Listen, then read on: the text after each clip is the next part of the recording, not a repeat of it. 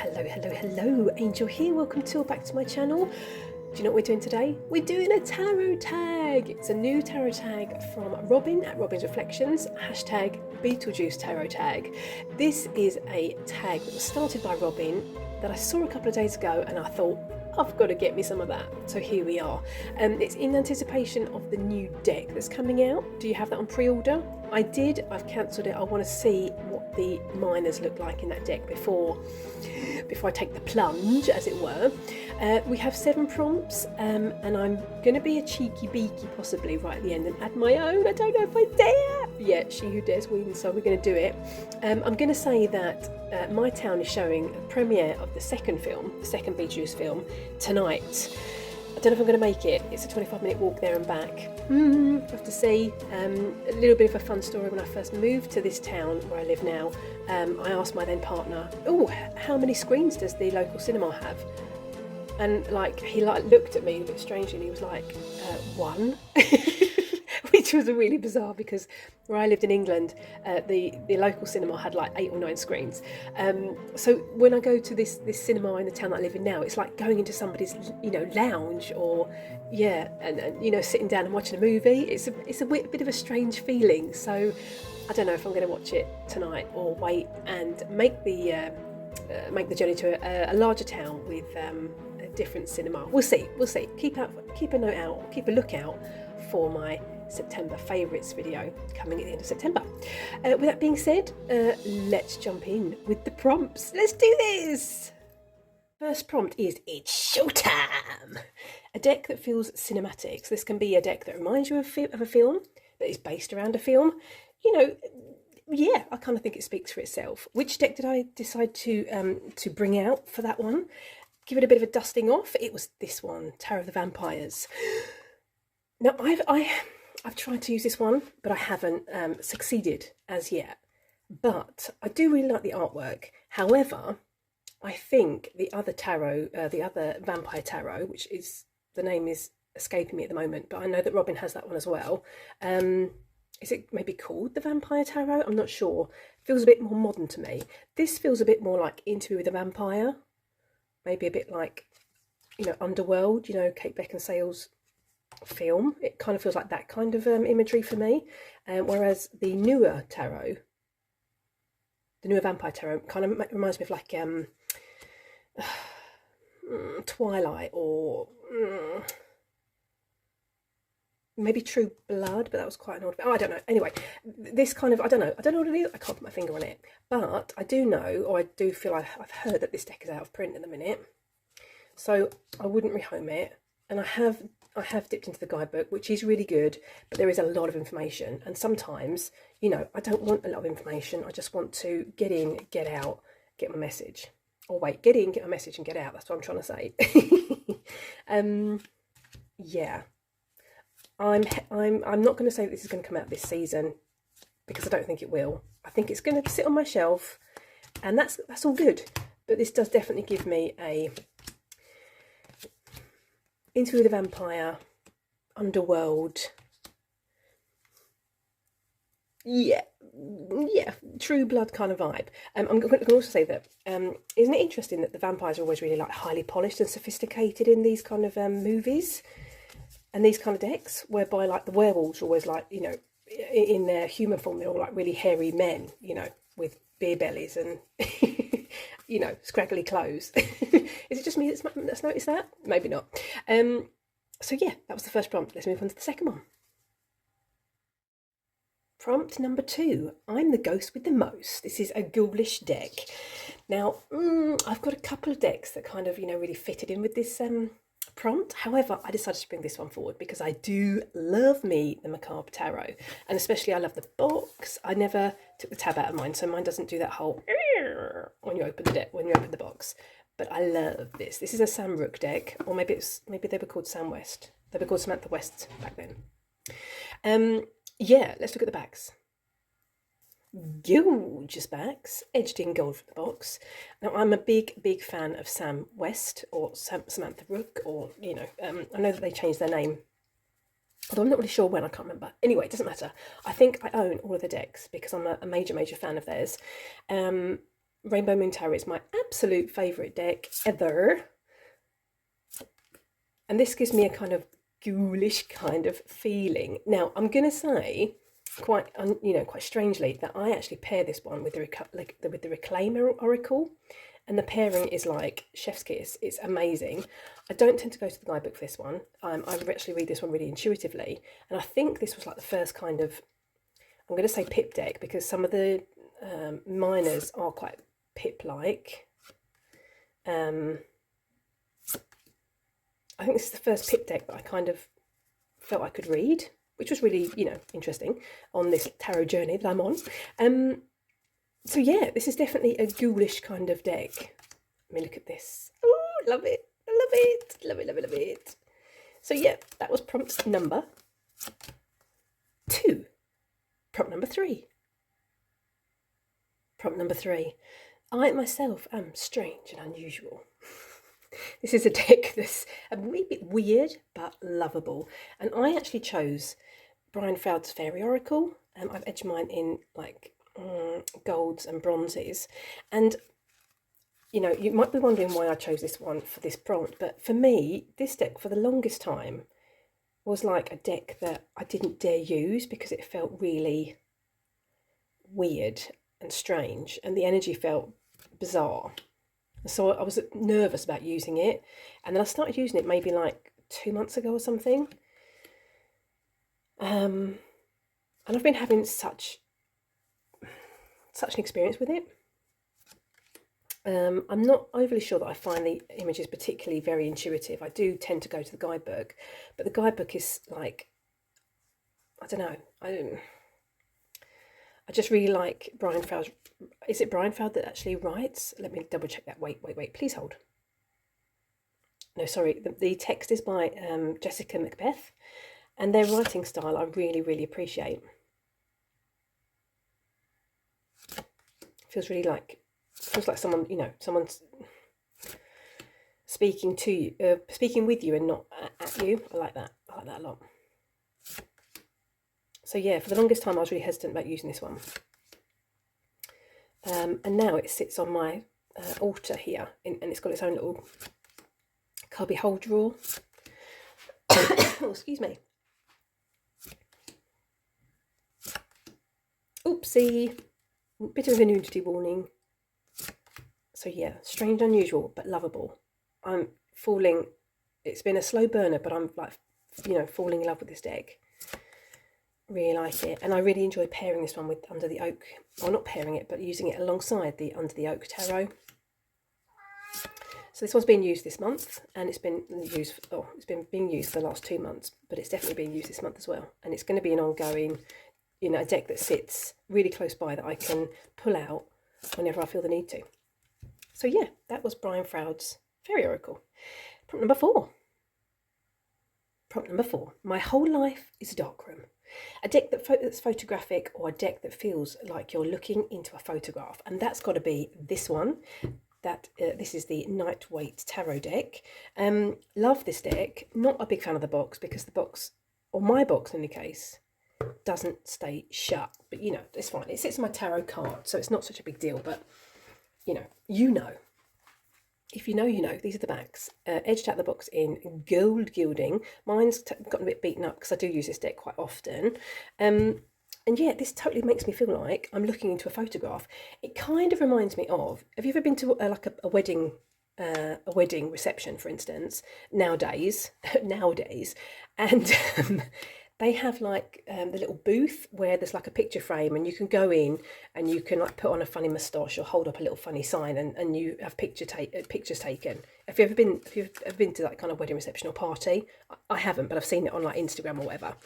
And I know my friends have been to those kind of parties.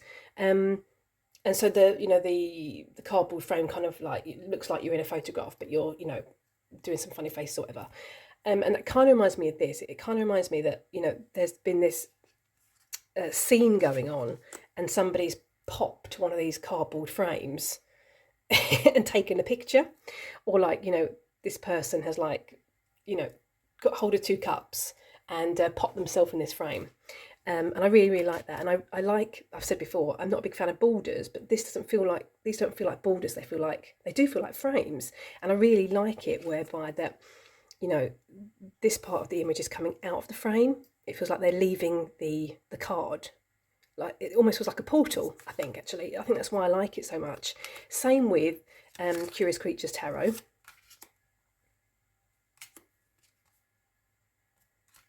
I mean, like this kind of thing. You know, I like it. They cut, the trees out the frame, the person's out the frame, the cups are out the frame. I really like that. It makes it feel like, I don't know what it feels like, but I think it does give me a portal vibe. And saying that, perhaps this needs to come out this month with the work I'm doing with the portal. Oh, interesting. Yeah, no, this definitely fills the criteria for me for this prompt. Do you have this deck? Do you use it? I purchased it when it first came out, and it was a really excellent price. I think it was under like £20. And it's a fantastic deck. I mean, obviously it's, very Rider-Waite-Smith, but it's just so good. Now I did purchase the book, which actually I haven't dipped into the book actually, which is really naughty, and I should really do that. Maybe that's something to do this month.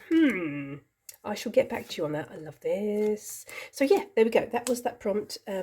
My whole life is a darkroom. Prompt number 5. Now I don't recognise the next quote. The next quote is "nice effing model."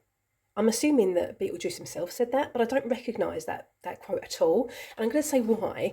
I saw Beetlejuice, or I recorded, I taped Beetlejuice off of the television when I was like, I don't know, 11 or 12 or something, on VHS. And so, of course, it was on television. There were no swear words in the films. They kind of like bleeped them out.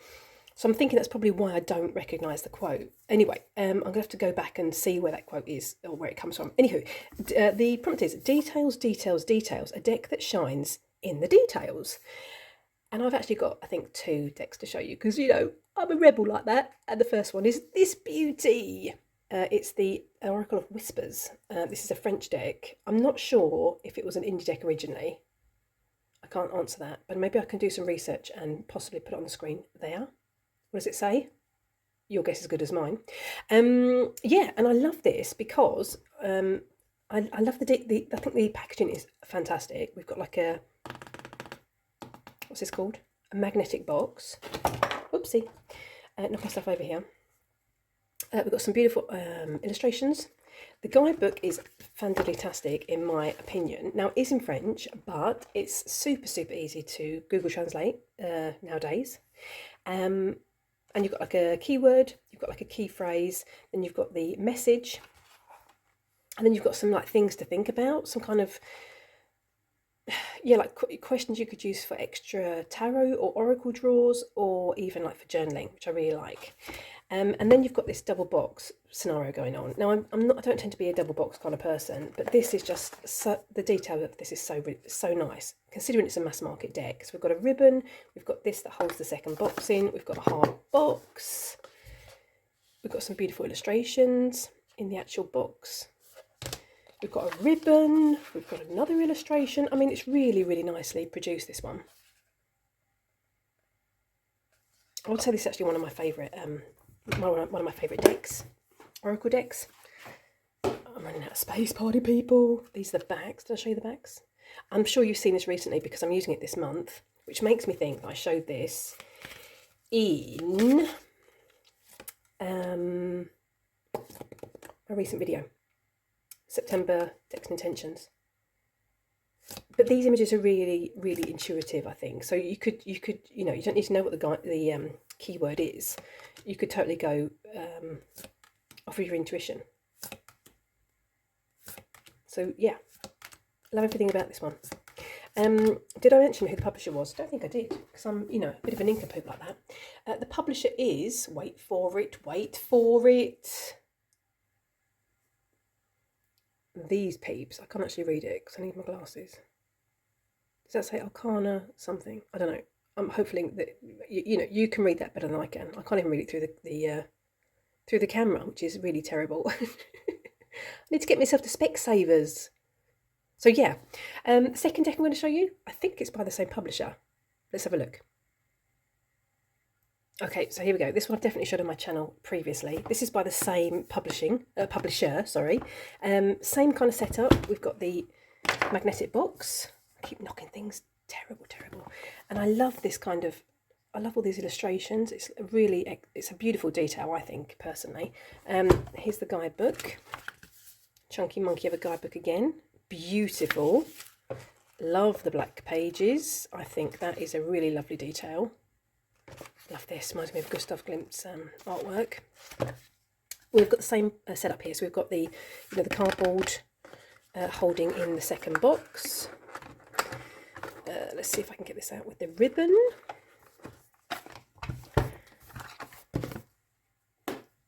Then we've got the second hard box again.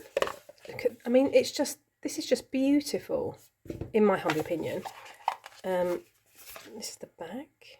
This is the inside of the box. So yeah, as mentioned, I have shown this this deck on my channel before, and but I've never used it. And I think that's because, which I've also mentioned before, is because it's very pip-like. But the majors and the court cards are absolutely beautiful. I mean, saying that, the pip cards are really beautiful as well. Can you see that depth behind the swords? Like that, there's still detail going on. It's not just like, flat matte black. It's gorgeous. And I have explained before that the creator of this deck, kind of created a, what's the word? Is it called avatar, possibly, of themselves, like with an overlay of David Bowie. So they've created this character based around themselves and David Bowie. That's why all the characters in the deck look like David Bowie. Can you see this detail behind the sword? It's just beautiful.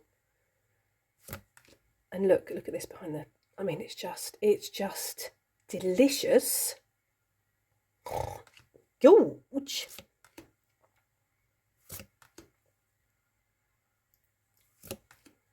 Yeah, don't know why I haven't used it. I cannot put my finger on it. It might just well be that there are other decks that call louder. Love this. I'm loving all the eyes in that. Oh, okay, just a couple more cards and then we're going to move along the cart, please. Okay, last one. Here we go, last one. Oh, okay, we'll do one more. You pulled my leg, you twisted my arm. Pulled my leg? What? Wait, what? Let's move on.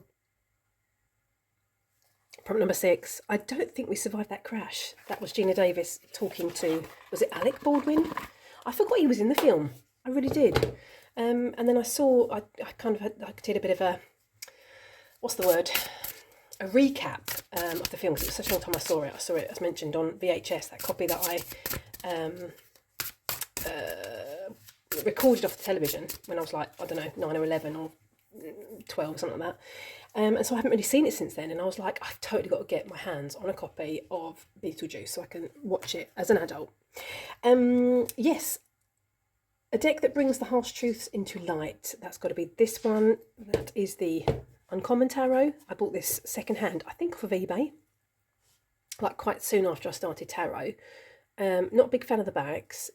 It's edged in silver. And this deck totally gives me the truth. Whether I want it or not, it's like, wham, bam, thank you, ma'am, in your face, not going to sugarcoat it. It's going to tell you exactly as it is. Or it's that's the way it's been for me in any case. So much so that I've actually paired this with, what's that deck called? I think it's called the Sacred Sisters Oracle, which is a really gentle deck. So I have like a really gentle deck beside it to kind of balance the readings out, because this one to me is like a total, it's not even a slap in the face, it's like a full-on punch. It's like a karate chop or a flying kick to the face. Gorgeous, gorgeous artwork. My only complaint with this deck, which I've mentioned before in a different video, is the text. I do have a bit of trouble reading the text on the cards. Although saying that, it's very Rider-Waite-Smith, but still, I don't know, I've got to concentrate for a couple of minutes, or a couple of moments, which for a tiny, tiny second takes me out of the reading. beautiful.